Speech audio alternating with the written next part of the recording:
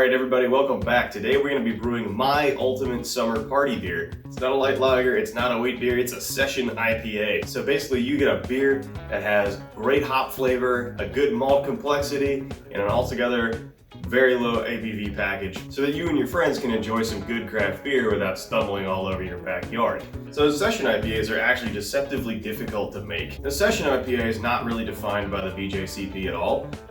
It is not under Specialty IPA or under American IPA. It really would fit best under American Pale Ale because of the lower alcohol content and hopping rates. While a Pale Ale is definitely a balanced beer between having a lot of malt character and a restrained hop character, but enough to notice. The Session IPA, on the other hand, has enough malt character to ground the beer, but also a lot of hop character. It's a lot more hop forward. How do you create a very hop forward beer but keep the alcohol percentage low and still retain enough malt base to make things interesting? Well, you can't just have your malt bill just be 2-row and then just dial your hopping rates back, because that's going to make an incredibly boring beer. And I don't want this beer to be boring. This is a difficult beer to brew, but it should also be fun to make.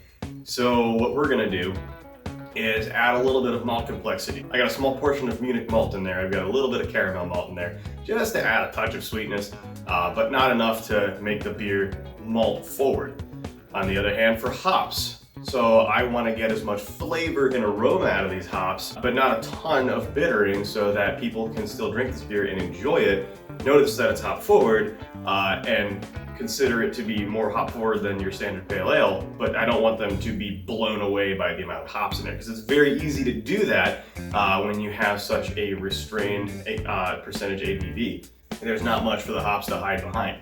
So we're going to add a first wort hopping addition for about 35 IBUs. So that gives us enough bitterness to balance out the malt, but also to add a decisive bite, but without the strength of a standard 60-minute bittering addition. That first wort hopping addition tends to have a much smoother, gentler, more balanced bitterness. We're not going to add any other hops during the boil at all until we hit knockout. And then I'm also going to add a large whirlpool addition to add a little bit of extra bitterness and a lot of flavor.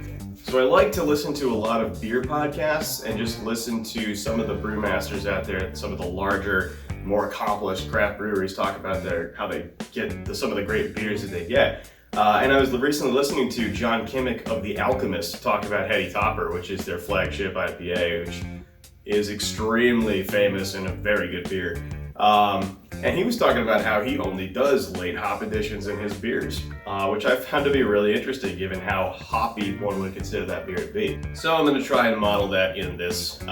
So here's the recipe, since I've kind of already laid it out for you. So we got 7.5 pounds of 2-row, 1.25 pounds of Munich malt, 1/2 pound of Carapils, and 1/2 pound of Crystal 20. So that's going to give us a nice amount of malt complexity to create a good backdrop for all these hops. Our estimated pre-boil original gravity will be 1032.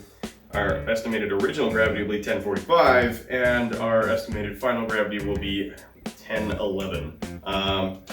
So that should give us around 4.5% alcohol if we do this right.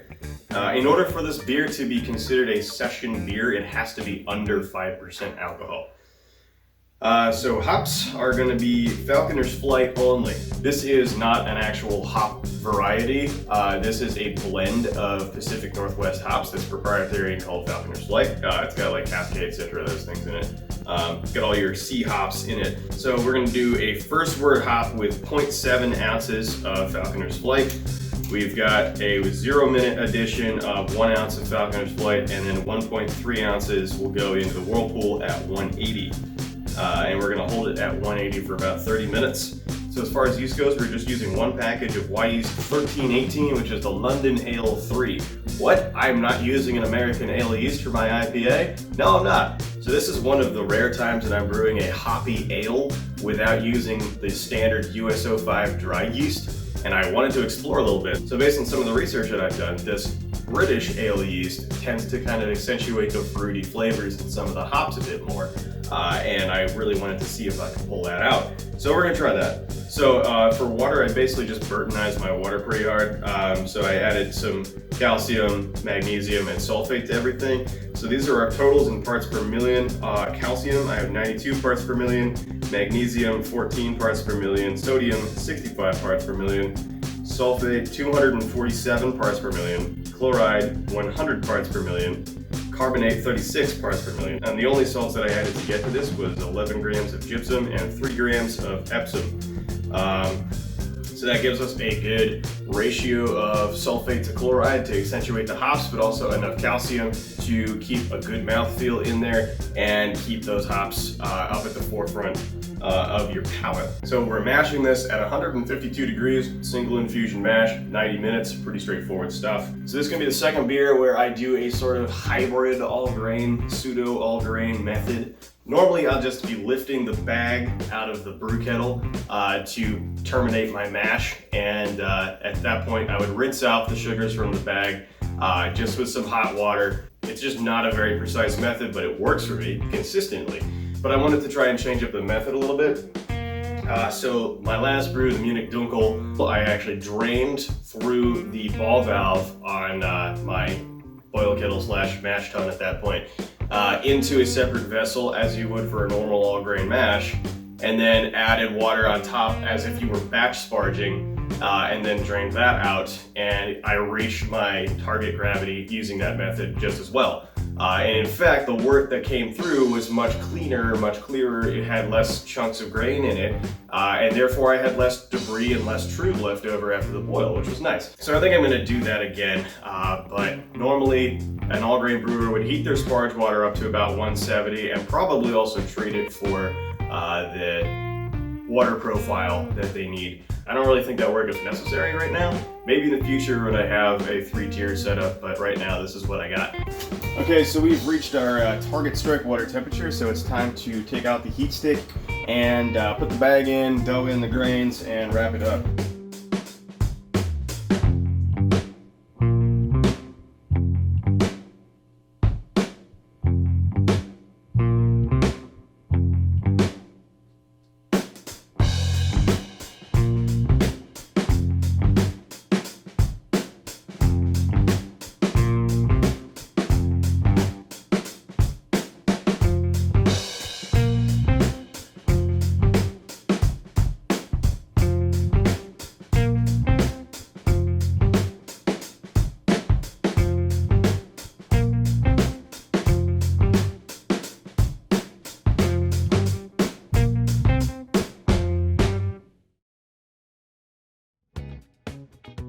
Okay, so I've made sure that the mash is clump free and that we're ready to go.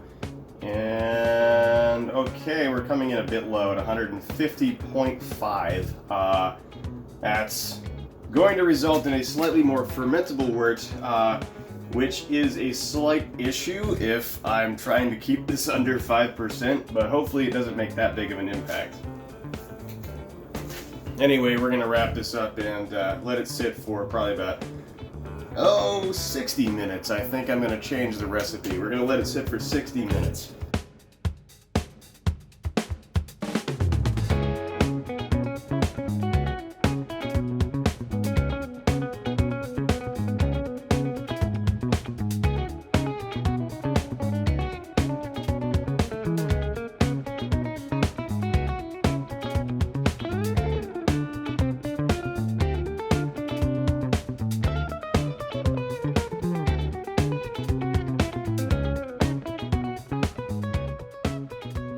Okay, so it's 10 minutes into the mash right now, so it's time to check our mash pH, make sure it's in the right region.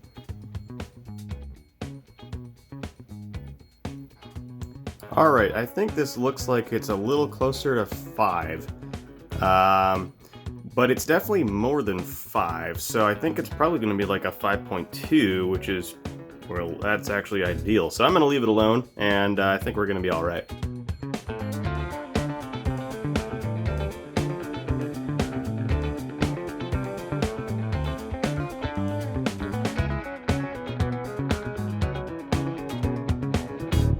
Okay, so our mash is completed, 60 minutes have elapsed. I'm just gonna check the temperature now. make sure that we didn't lose too much heat, which we did. It looks like our mash temperature actually ended up being low at about 145. So I'm not sure what happened there. I lost a ton of heat, almost 5 degrees in this mash, and I've changed nothing about my insulating properties. Maybe it's just colder in here today. I don't know. That, or maybe it's time just to get a real mash tun. So normally an all-grain brewer would actually perform a pour-off as the mash is completing. So that means recirculating the first bit of wort that comes out back in, because there's a lot of just junk that comes out of the first runnings of the mash. My last wort that I did this with was very dark, so I'm not sure how the clarity was in that, but I'm going to be able to see it very clearly with a pale wort.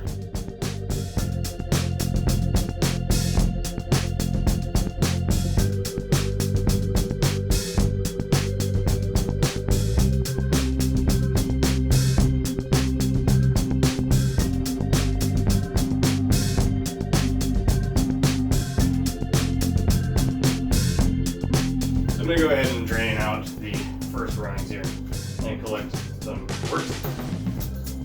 Now, if you choose to do the same thing I'm doing here, just be aware, don't turn your valve on full blast, because you're probably going to end up splashing the wort around. Now, that is going to introduce oxygen into your wort, which normally, before we ferment, we don't think about that as a bad thing. But when your wort is sitting at mash temperatures, it's very susceptible to becoming oxygenated, and that can actually have adverse effects on the flavor of your beer later. It can actually cause oxidation to happen more quickly. So we want to minimize any splashing during this process. All right, so I collected about 6 gallons of wort from the mash here. What I'm going to do now is get my pre-boil volume up to 7.5 gallons, but through rinsing the grain off with about 1.5 gallons of water. Now, I'm going to check the gravity on this before I do anything, just to make sure that it's not too high.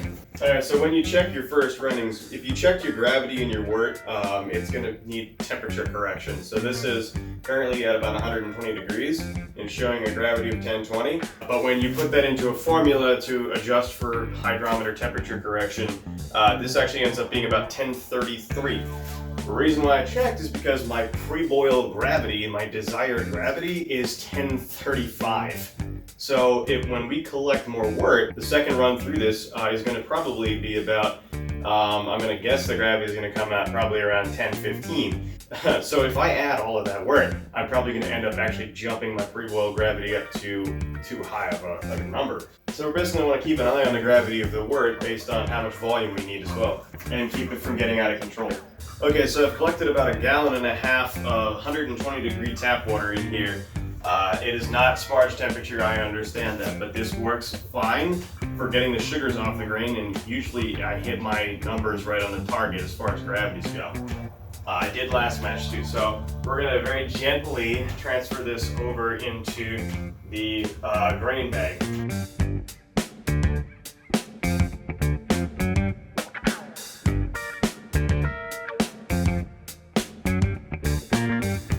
Go ahead and transfer out 1.5 gallons.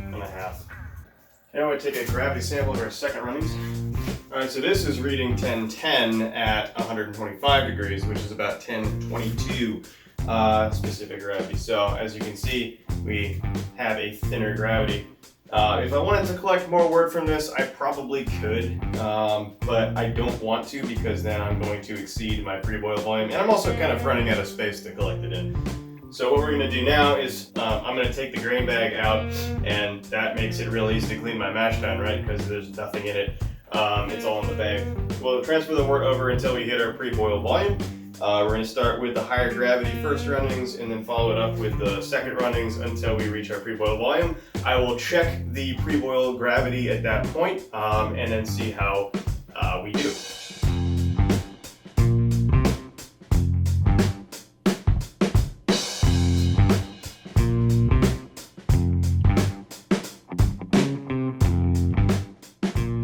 That's the nice thing about this new method, is that a lot of those solids get left in the kettle on the bottom there. They don't get transferred over. So I just dumped out a lot of what would eventually become true in the boil. So I'm just going to use a good old auto siphon to transfer all this over. No sanitation required because you're going to boil the wort later. But this keeps that splashing down to a minimum. Okay, now that I've added the amount of wort I need to get it to my pre-boil volume, I'm going to go ahead and grab my pre-boil OG and see if we did all right. All right, so it's reading about 1020 at 122 degrees, which converts to about 1031 for my pre-boil OG. In this particular beer, I would rather have an error that's lower than higher in terms of gravity. So I am totally fine with that. All right, so now it's time to add the first wort hops. So that's 0.7 ounces of Falconer's Flight. First wort hops are added right after the mash and as you start to begin to bring the wort up to a boil.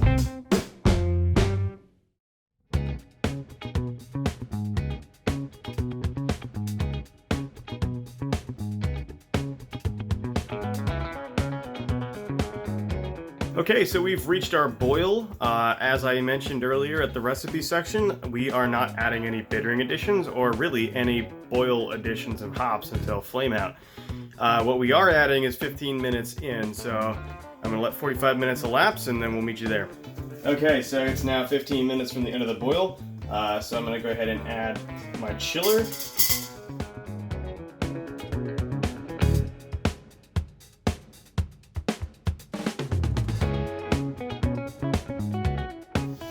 And I'm going to crumble up some wort flock.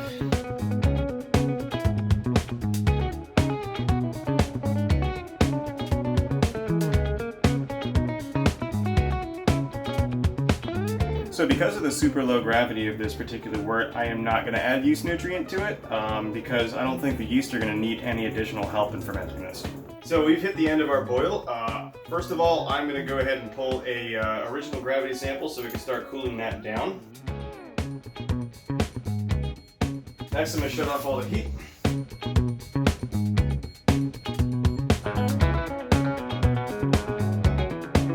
Next, I'm adding my 0-minute hop addition, which is 1 ounce of Falconer's Flight.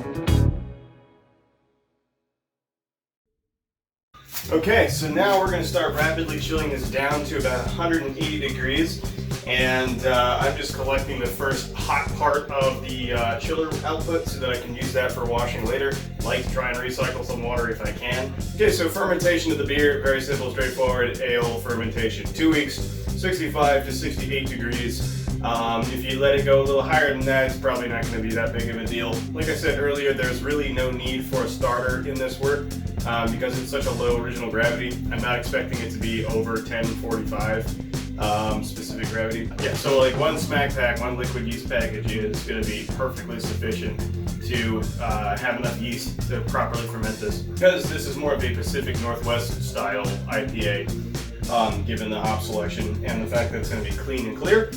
We want to make sure we don't have yeast kind of dispersed throughout the beer when you're drinking it, so we're going to go ahead and cold crash this after it's completed fermentation to ensure that those yeast drop right out. And I'll probably fine it with some gelatin as well, just to be sure. And 180 degrees, okay.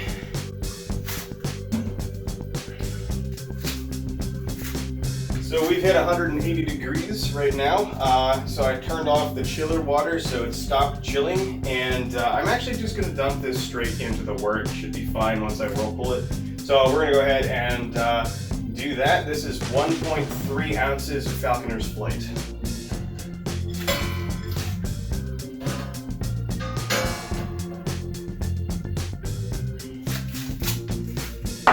So we're going to let that sit in there for about 30 minutes. Once 30 minutes has elapsed, I'm going to come back and complete the chilling process, and then we'll go ahead, transfer to the fermenter, and pitch our yeast as usual. Alright, so this is our original gravity. It's looking like it's right about 1040, maybe 41. It's really kind of hard to tell with the way this is, but I think it's going to be 1040 to 41. I'll call it 1041. So yeah, it's lower than we expected, but I'm 90% sure that's because I cut that mash short, cut it down from 90 minutes to 60 minutes, out of fear of creating too fermentable of a wort. This is still going to put us somewhere around 4% alcohol, which is fine. I think all things considered, this should still be a nice, tasty beer by the time we're done with it. Okay, so the whirlpool completed just fine. The wort is now cooled down, and I also whirlpooled it again, like literally whirlpooled it, stirred it really hard with a sanitized spoon to get all the trub and hop debris to the center. I let it sit this time so that all of that stuff could settle down, and I think we're going to have better results just ripping straight from the kettle here. So I'm going to aerate this by splashing it straight into the fermenter, and hopefully this goes well.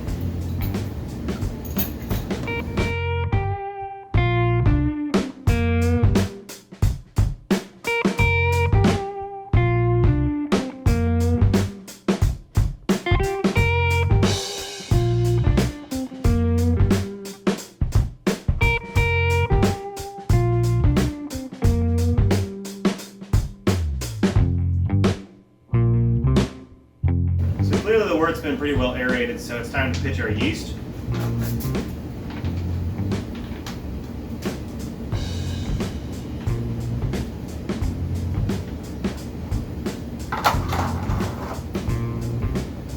And we let it sit for 2 weeks or so. Alright, so the final gravity for the Session IPA is ready. It's looking about 1.005. So that's a pretty solidly dry finish for this, which is interesting. So anyway, we're gonna go ahead and cold crash this and then probably get it ready to keg pretty soon. Right, so the time has come to finally review this beer, but the funny thing is the beer is almost gone. I kegged it on the morning of the 4th of July and force carbonated it, the standard 50 psi, shaking, repeat for a couple times. And then I just kind of abused the crap out of this beer over the course of the remaining weeks. So I took it straight to a 4th of July party where, I kicked it, threw it in the trunk of my car, it was rolling around, it was like 80 degrees, it's hot. I took it into my friend's apartment, we put it on ice, we served a lot of that beer. I think we went through about half the keg that day with a good number of people, but it is a session beer, so, we did have quite a few. And, brought it back home in the same style in the trunk of my car, sloshing around, 90-degree heat. Put it back inside the Keyser, and it's been sitting at about 45 degrees and steady for a while. But it has definitely seen some temperature fluctuations and some use. I think that might have affected the flavor. Overall, the beer is great. It was a big hit, especially when it was fresh. It was fresh, it was really nice. I think it might have somehow in that process gotten a little oxidized. I'm not sure how, considering it's been in the keg the whole time and I did my due diligence of purging the headspace in the keg, but nonetheless, the time has come to review it, so here we are. Okay, so it's called the year 1776 because it's an American style brewed with American hops and English yeast, so I thought that was appropriate considering it was kegged on the 4th of July. Came in at about 4.7% ABV and 32 IBUs. And there we go. Well, it's a pretty hot and humid day outside, but that's what session beers are made for. So basically here we have it. As you can see, very little head retention. It does keep a layer on there, but the fluffy, pillowy head you saw when I poured it goes away pretty quickly. The color is pretty light gold straw, kind of. Yeah, it's a pretty nice color. I was trying to keep this as pale as I could get it, so I think this may actually end up being my lower limit on beer color, which I don't know how I feel about, but it's also possible that if there was some oxidation that occurred, that it would have darkened the beer, as you see here. Same thing happened to my New England IPA, but this doesn't quite look as dark. It unfortunately did not totally drop clear. It's like moderately clear. You can see through it, but it's not so clear that you could like read a newspaper through it, which is what I was hoping would happen. I did add gelatin findings to it, so I think it could be chill haze maybe, but another couple days in the keg I think and it should be fine, even though it probably won't last that long. Aroma. The aroma's actually got a healthy portion of baseball aroma in there. It's got the classic two-row smell. A little bit of floral citrus, I think. Yeah, floral citrus in the aroma. Not very strong at all in terms of aroma, which is a little disappointing.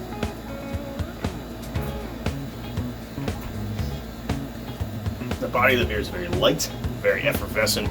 I did carbonate this to a decent level of carbonation.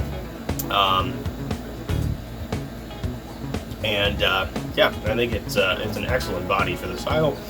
It goes down very quickly. It's very, very easily drinkable, thanks to the low ABV, of course, and it's, you know, not a very strongly flavored beer.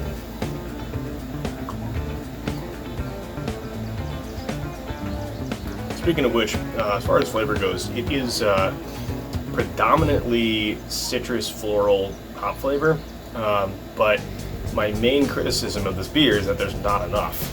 You remember earlier in this video I mentioned that this is a difficult beer to brew because oftentimes you either overdo or underdo the amount of hop flavor involved. And it looks like I made more of an English pale ale with American hops than a Session IPA, so I think definitely want to add more hops next time. However, the malt base of this beer is fantastic. Wouldn't change a thing. I think it's a great backdrop for perhaps some more earthy hops, I think, but overall, like a really nice malt flavor in this thing. So overall, as a session beer, I will be brewing the style again, definitely, but I'm going to probably go up to more like 50 IBUs, I think, is worth of hopping. I like the Falconer's Flight combo. I think it goes nicely in a beer like this, but it definitely has to be more heavily utilized, and I think I would also like to add a decent amount of hop aroma, so I'll probably go for a dry hopping addition in this as well, especially if it is to be consumed quickly. Overall, I didn't quite get the style 100% right, but it's still a good beer, and it was very popular at the party. It was, it went very quickly. It was, and the goal of this was an easy drinking, flavorful summer beer, which was 100% achieved. I don't think it's gonna be on tap much longer because I just simply plowed through it so quickly. So A+ in drinkability. Overall, I think it's about a 6 out of 10. I could definitely have done better on the hops, and it's a hop-forward beer, so if you don't get that right, it doesn't quite do the style very good. But the other elements of this beer are quite good. Thanks for sticking around all the way to the end of the video. I would like to keep your attention, please, for another minute or two. If you liked the video, please hit that like button for me, and if you really like watching me do the things that I do and want to see more beer brewing and talking about beer, then please feel free to subscribe. I tend to upload a new video every couple weeks or so, depending on the pace of my brewing. However, if you want to stay updated more frequently about what I'm doing, and you know, before my videos drop, you can know what kind of beers I'm working on, feel free to follow me on Instagram. It is @theapartmentbrewer. If you did brew this beer, or you're working on a Session IPA of your own, or just have any thoughts, comments, concerns, etc., please feel free to drop those in the comments section below, as long as it's civil. If you're interested in buying the ingredients for this beer, believe it or not, all this stuff is actually available on Amazon. So I've included links down below in the description along with a recipe where you can find all the ingredients for the beer, and you can also check out my equipment that I use. Full disclosure, I do earn a little bit of money from these links if you click on them, but rest assured that that money is only going to go back into this channel and into the beers that we make for it. So as always, thank you to my current subscribers for keeping on, keeping on. I appreciate all the support that you've given to the channel over its over 1 year of lifetime now, so this has been fun. So I'm going to finish off the rest of this beer tonight, and I will catch you in the next one, so cheers.